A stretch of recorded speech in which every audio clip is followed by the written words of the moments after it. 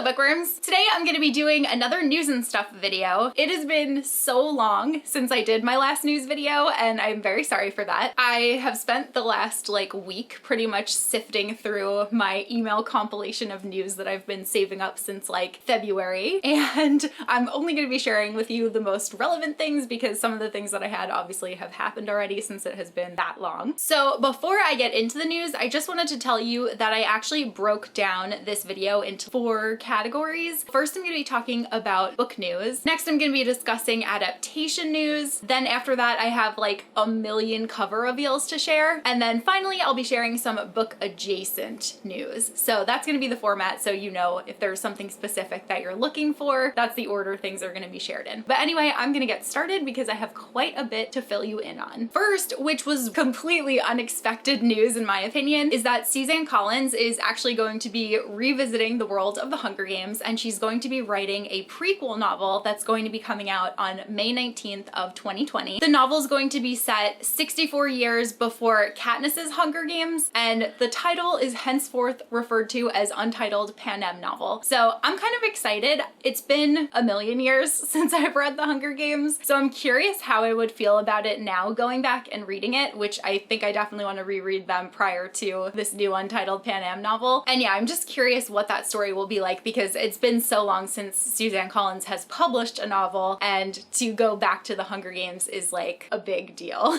Next, we found out that on July 15th, Carrie Maniscalco is actually releasing an ebook only that is part of the Stalking Jack the Ripper series. This novella is going to be told from Thomas's point of view, and it's going to take place during escaping from Houdini, so we'll get Thomas's perspective as some of those events transpired. I'm really glad that I read Escaping from Houdini now because I'm ready to read this one, and it will be one more thing to push me through until we get Capturing the Devil. Then we found out that Santaya Menon is going to be coming out with another summer rom-com book, and I'm really excited about this because I just finished reading There's Something About Sweetie and I loved it, and we actually met the characters in There's Something About Sweetie that are going to be the stars of her next novel. So the new title follows the same format as When Dimple Met Rishi is When Harry Met Sally. There's Something About Sweetie is There's Something About Mary, and this book is going to be called 10 Things I Hate About Pinky, which I'm so excited. I really enjoyed Pinky's character, and it's going to be a hate to love story between her and the character Samir, who we also got to meet within There's Something About Sweetie, and it features fake dating, which is something that I just live for in books. And it's also going to take place on Cape Cod during the summer. It has a lot of elements that really appeal to me, so I am pretty much counting down the days until we can get this. The release date isn't finalized yet. It's either going to be coming out in May or June of 2020. Next, I was so excited when I heard that Christine Lynn Herman sold another book to Disney. Right now she's working on the sequel to The Devouring Grey, which was a book that I just loved so much and I cannot wait to read the conclusion. But she has also sold a third book that is completely unrelated from the Devouring Grey series. This book is called The Drowning Summer, and it's also a young adult contemporary / fantasy type novel. It's going to be coming out in spring of 2021, and Christine described this one as a beach goth queer modern Gatsby tinged fever dream. Yes, please.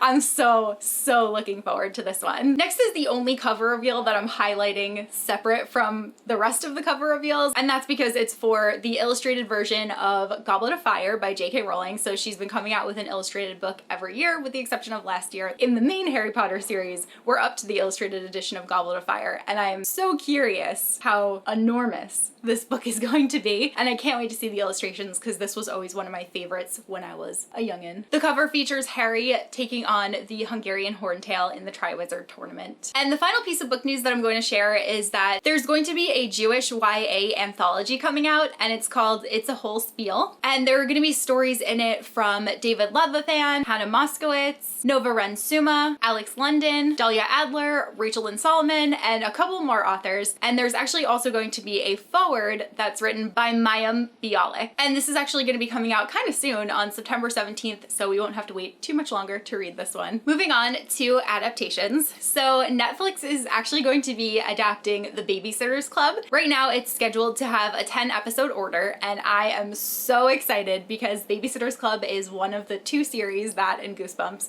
that turned me into a reader, and I cannot wait to revisit that world. I know those characters characters like inside and out, and I still feel such a strong connection to each and every one of them. So to be able to have another series featuring them, I'm just like so excited. And I'm also really excited that Audible is going to be releasing all of the Babysitters Club books soon. I saw that at Book Expo and BookCon. They had like all of these big banners and it was like the most exciting thing ever. And this is going to be a live action adaptation, so we'll get to see the real world of Stony Brook, Connecticut. And it's also going to be produced by Walden Media. Then also around Book Expo time, we found out that Netflix is going to be adapting 3 of Sarah Dessen's novels, which I know so many people love Sarah Dessen so much. She is such an influential contemporary writer. That is really exciting for people who have that nostalgic connection to her. I've been trying to read her books. I've been trying to read them in order, and I so far haven't found, I'm always glad that I've read them and they make me think, but I haven't yet found one that I love in the way that some of my friends tend to love her books, but I also haven't gotten to the ones that they love the most yet. So I'm hopeful I will soon have that connection. But the 3 novels that are going to be adapted are This Lullaby, Once and For All, and Along for the Ride. And Along for the Ride is the one that I always hear about, and that's actually going to be the one that gets its first adaptation. So far there's no release date, but I'll definitely let you guys know once I hear something on that front. Next, we found out that Moxie by Jennifer Matthew is actually going to be adapted for Netflix, and not only that, but it's being adapted by Amy Poehler. I really enjoyed Moxie when I read it. I think that the writing was a little bit juvenile for my tastes, but it just presented such an important message that I'm really excited for it to get adapted, and hopefully it will expose the book to more widespread audiences. But I really think that Moxie is a book that all high schoolers should read. Getting the adaptation is just a great way of getting it on more people's radar, and Amy Poehler is attached, which is crazy. So I'm so excited for this one. Next, I know you all have heard this at this point, but I just wanted to throw it in here on the off chance that someone might have missed it. Leigh Bardugo's Shadow and Bone is being adapted for Netflix. We're going to be getting 8 episodes of the show. Leigh is like very heavily involved in all of the development of it, and she has made a point at the book signings that I've been at to say that she's going to be making it a more diverse world, and I'm pretty sure that she's been privy to all of the casting that's been happening. And the series is being done by Sean Levy, who worked on Stranger Things, and Eric Heiserer, who worked on Bird Box, which I have not yet actually watched. And like I said, Leigh's an executive producer, so she is very much overseeing this project. But I'm gonna move on because I'm sure that you all knew that already. So later this year, when Disney Plus comes into existence, it's been announced that they're going to be adapting Leah on the Offbeat by Becky Albertalli, but instead of adapting it into a movie, they're actually going to be adapting it into a television series, and it's not only going to focus on the book Leah and the Offbeat, it's going to be more of the Creekwood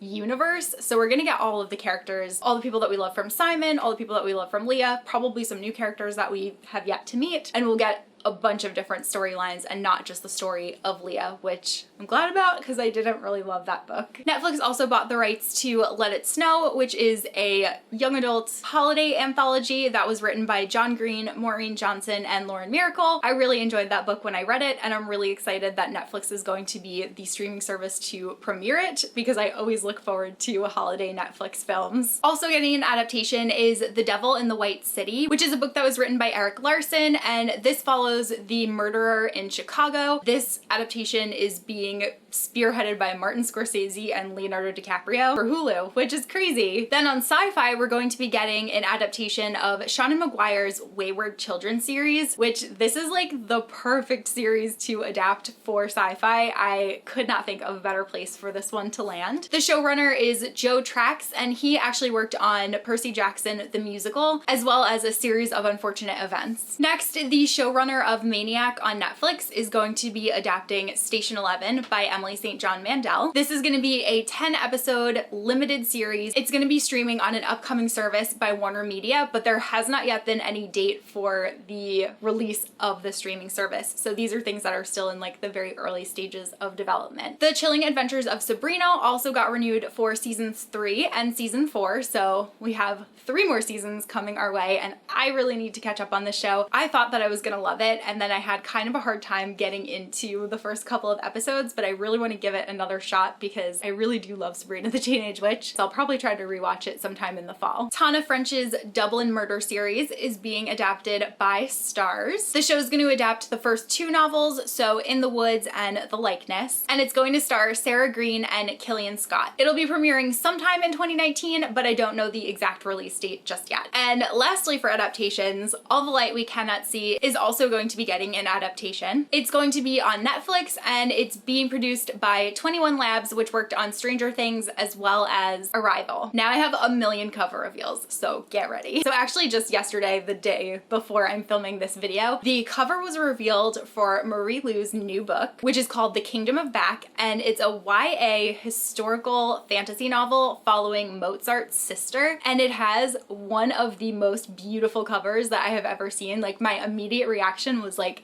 can I live in this book cover? Because this is just amazing. And this one's gonna be coming out on March 3rd of 2020. Next, we have 4 covers for Wayward Son by Rainbow Rowell. So there is a US cover, which you can see here. All of the artwork for every single cover is done by Kevin Wada. So this is the US standard edition. We've got Simon and Baz there on the cover, and it's very yellowy. Next, we have the Barnes & Noble special edition, which is called the Moon edition. So this one has a much darker blue background, but we still have like the same positioning of Simon and Baz. Then we have the Indigo Sun special edition. So this is like the daytime version of the moon version. I think it's quite pretty. Again, we have them in the same position. This is more similar to the standard edition than the other one. I'm wondering how much I'm gonna love this book and if I'm going to regret not pre-ordering like all of these copies. And then finally we have the UK edition, which actually has Simon and Baz in a different position. So this one is the most different from the other 3 if you're looking to get multiple covers. And it's super blue, and I really love the little car going on the bottom. And this one's coming out on September 24th. Then we have the cover for House of Earth and Blood, which is the first book in the Crescent City series by Sarah J. Maas. This is her first foray into the adult world, although some people would argue that A Court of Thorns and Roses is more of an adult book. And this one follows a girl named Bryce, who is a half fae, half human that gets dragged into this murder investigation, and she has to team up with an infamous fallen angel. And this one is also coming out on March 3rd of 2020. There are a lot of March 3rd, 2020 releases. March 3rd is like the new May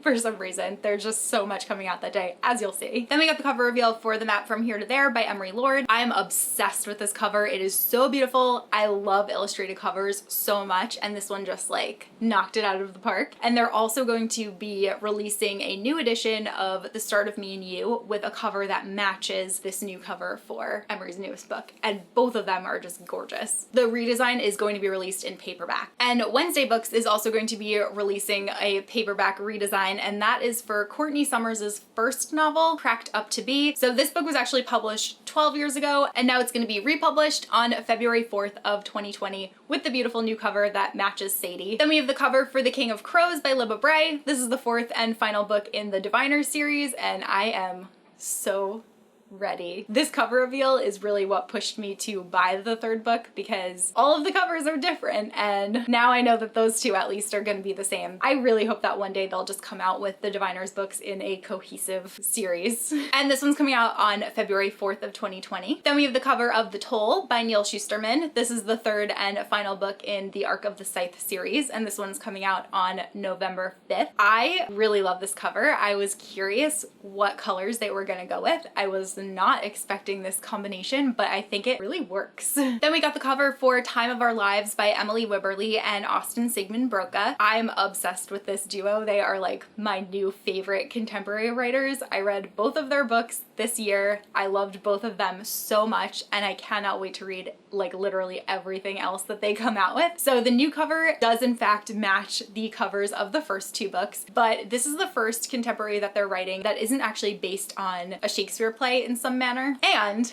It is also a college book, so I'm really excited about that because I do feel like we are in desperate need of college settings in books. So this is one that I am super looking forward to, but it's not coming out until April 21st of 2020, so I have quite a while to wait for this one. Then we got the cover of Chasing Lucky by Jen Bennett. This one is coming out on April 7th of 2020. I think this cover is really pretty. It definitely goes along with Serious Moonlight, which I just read and I really enjoyed. I just love all of Jen Bennett's books. Just give me all the Jen Bennett. And I just always just so enjoy her characters. This one takes place in a historical New England town. It also takes place at a family bookstore, and our main character is very into vintage photography. So all three of these things are just like calling my name. But the premise is basically that a rule-abiding teen embraces her more rebellious side and she ends up falling in love with her ex-boyfriend's arch nemesis. Sounds like it's gonna be really good. Then we have the cover for The Night Country by Melissa Albert. This one's coming out on January 7th of 2020. I'm really excited to get back to Alice and Ellery's story and find out more about the Hazelwood, and the synopsis kind of hints that there are worlds beyond the Hazelwood, and the Hazelwood was really just the introduction to everything else that could be out there, but there still isn't like a clear synopsis. So those are just that's just my interpretation of the little tidbit that I read. Then we have the cover for Capturing the Devil by Carrie Maniscalco. This one's coming out on September 10th, and this is the fourth and final book in the Stalking Jack the Ripper series. But as I mentioned before, there's also a novella that's coming out on July 15th, so we have that to hold us over. Then we got the cover of Greythorn by Crystal Smith. This is the next book in the Bloodleaf series, and I think this one is super pretty. I still have to read Bloodleaf. I don't know why I haven't gotten to it yet, but that is definitely a priority for me. And this one's coming out on March 10th of 2020. Then we have the cover for Ruthless Gods by Emily A. Duncan. This is the second book in the Something Dark and Holy series, the first book being Wicked Saints. I didn't love the first book, but I do really appreciate the covers of this series. I think that they're super beautiful. And this one's coming out on April 7th of 2020. Then we have the cover for American Royals by Catherine McGee. I'm really looking forward to reading this one. This one's coming out kind of soon.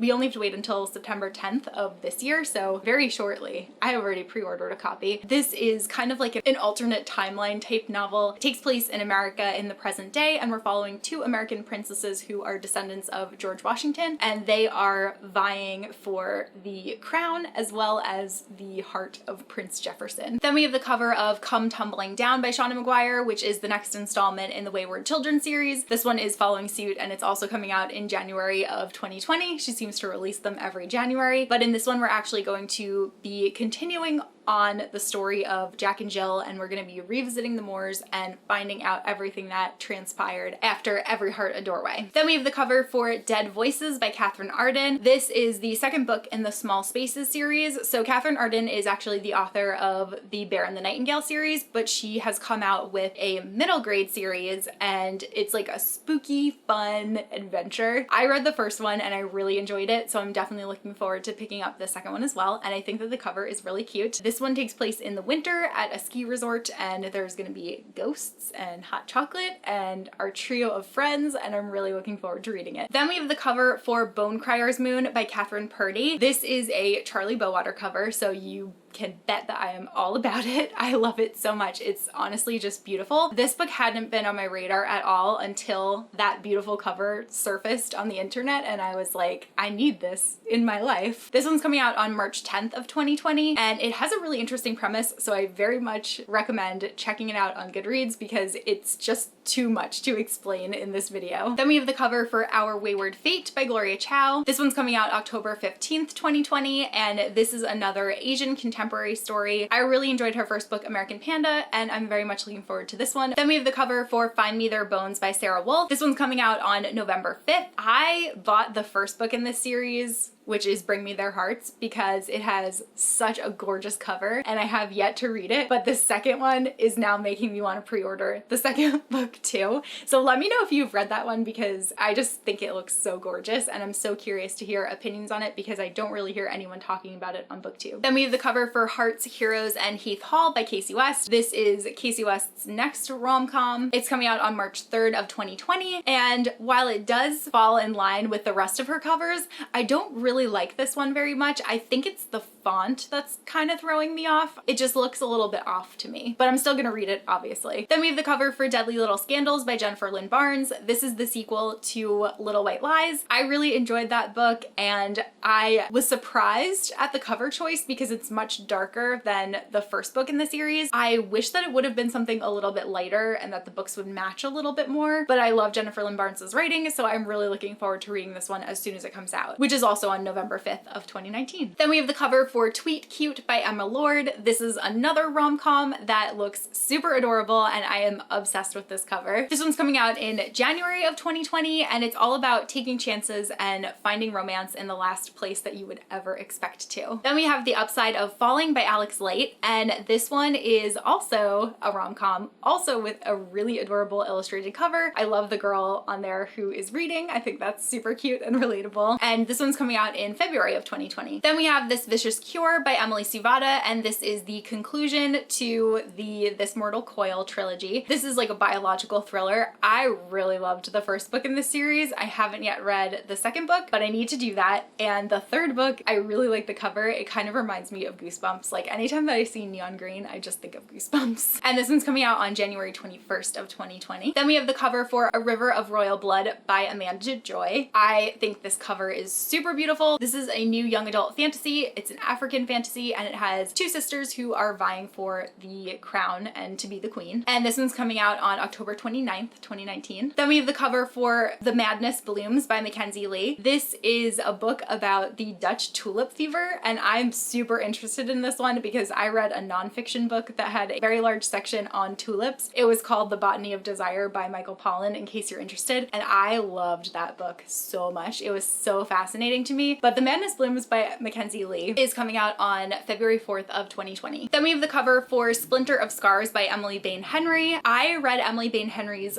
first book, The Disappearances, and I thought that was really interesting, so I'm definitely looking forward to seeing what she's coming out with next. It's another young adult historical fantasy type novel, and it's pitched as Downton Abbey with magic, and it's actually coming out close to my birthday next year, so July 21st, 2020. Then really soon, we're getting Midnight Beauties by Megan Shepherd. This one's actually coming out in August 13th to be exact. I'm actually surprised at how quickly it's coming out because I think the first one didn't come out until like November. I enjoyed the first book. I'm still on the fence about whether I'm going to read the second book or not. I thought that the first one was fun, and I do think that the cover is really pretty. Then we have the cover for Shorefall by Robert Jackson Bennett. This is the second book in the Foundry Side series, and whoa, it is a beauty. I'm so excited to read this one. This was one of my most surprising books of the year because I thought that I was going to like it, but I wasn't expecting to give it 5 stars, but it truly deserved every one of those 5 stars. It was such a great and in-depth read, and there was so much world building, and it was just amazing. And this one's coming out on February 20th of 2020. Then we have the cover for The Never Tilting World by Rin Chapeko. This one's coming out October 15th of this year, so not too much longer until we get that one. And this book is pitched as Mad Max meets Frozen. Then very recently, we got a cover for Heart of Flames by Nikki Pau Prado, and this is the second book after Crown of Feathers. It's another really beautiful illustrated cover, and this one's coming out in February of 2020. Then we have the cover for Redemption Prep by Samuel Miller. I have never heard a more Kristen synopsis in my life, and I also really like the cover. I think it's super cool, but it actually takes place at a boarding school, an elite boarding school, and it's pitched as Riverdale meets Twin Peaks. So there's a girl that goes missing at this elite prep school, and I am here for it. This one's coming out April 14th, 2020. These last 3 cover reveals are cover reveals that I feel like you have no doubt seen already, but I just wanted to include them because they're some of the books that I am most highly anticipating, and again, on the off chance that someone hasn't seen them, but it's highly unlikely. So the first one being Call Down the Hawk by Maggie Seafader. This one's coming out very soon. It's the Ronin trilogy. I can't wait. I need it in my life now. We're getting this one on November 5th. Then we also have the cover of Ninth House by Leigh Bardugo. This is Leigh's adult like mystery novel that has all of the kind of like Skull and Bones secret societies going on at Yale University, and I'm really looking forward to this one too, and it has the infamous snake on the cover. I was a little bit disappointed with this cover. I thought that it was definitely going to be a little bit different. I ended up pre-ordering the Waterstones edition because there's a little bit more color to it. Nonetheless, I just can't wait to read it, so the cover, it's doesn't really matter. And then finally, the cover of Chain of Gold by Cassandra Clare, which is the first book in the Last Hours series, which got pushed back and is now coming out on March 3rd of 2020 due to some health issues that Cassandra Clare is having. Cannot wait to read this one. I think this is one of the most beautiful Shadowhunter covers yet. Now on to our book adjacent news, and then I'm gonna go drink a lot of water because I am losing my voice. So Harry Potter and Vans released a collection of shoes, so you can go on the Vans website and there are shoes that are specific to every Hogwarts house. I personally was pretty disappointed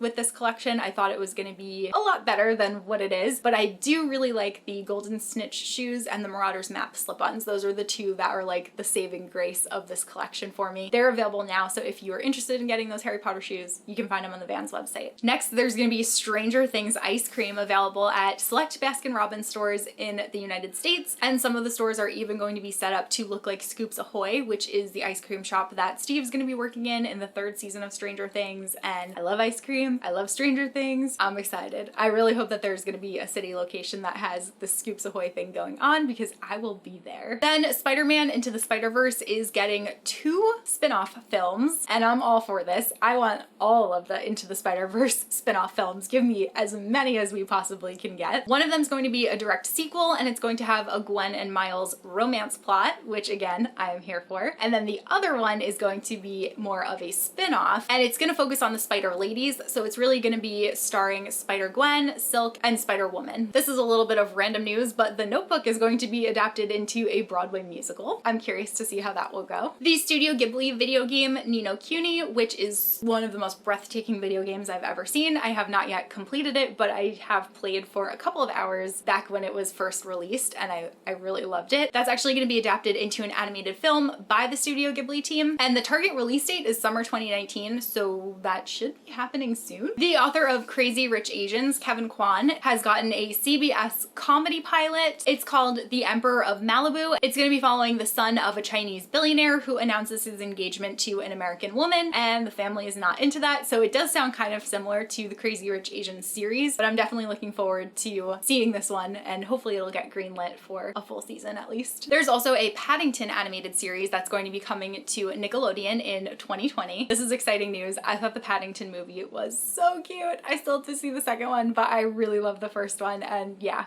I will probably watch this series too. So every time that I say that I'm done with Funko Pops, Funko comes out with something that I'm like, I need that. And this next thing is the San Diego Comic-Con exclusives for this year. So Funko is going to be doing a Rita Skeeter and a Fox exclusive. Both of them will be available at Comic-Con, and there's probably going to be a shared retailer. There's also going to be a Nagini Pop, and that'll be the Fantastic Beasts exclusive, but I'm not as in love with that franchise as I am with Harry Potter. So I really just want to get Rita Skeeter. I think that's going to be a really cute one. There's an Are You Afraid of the Dark miniseries, and it's going to be coinciding with the movie, which is coming out on October 4th. I loved that show as a kid, and I cannot wait to watch more Are You Afraid of the Dark. I miss the Midnight Society so much. Neil Gaiman is also going to retell Jim Henson's The Storyteller, and this reboot is going to delve way more into the character of the storyteller himself instead of the stories that the storyteller tells. So that sounds like it's going to be interesting. I mean, attach Neil Gaiman to anything and I'm there for it. Who has watched Good Omens? Because it's the best. I loved that series. It was so well done, and yeah, just Neil Gaiman should do all the things, which is something that I've stood by since high school. We're also going to be getting A Christmas Prince 3 Royal Baby, which is obviously the natural progression for the next film in this franchise. I'm sure Andrew is not looking forward to it, but I certainly am. We also got some more information about Disney Plus, which is the new Disney streaming service. This is going to cost $6.99 per month, so it'll be a lower price point than both Netflix and Hulu, which I think is great, and it will have original content, which I'm looking forward to a lot of the things that have already been announced. There are going to be 7,500 episodes of television, 400 library titles, 100 recent titles, 25 episodic original series, and 10 original movie specials, all just within the first year of the service. Then a little bit of sad news, we found out that The Good Place is actually going to be ending after season 4. The creators of the show have kind of gone back and forth about what they wanted to do do. But when they originally plotted the series, they came up with a 4-season story arc, and they decided that they wanted to stay true to that. They didn't want to kind of overstay their welcome or prolong the show and turn a good thing into a bad thing by doing that. They want to have that clear ending, which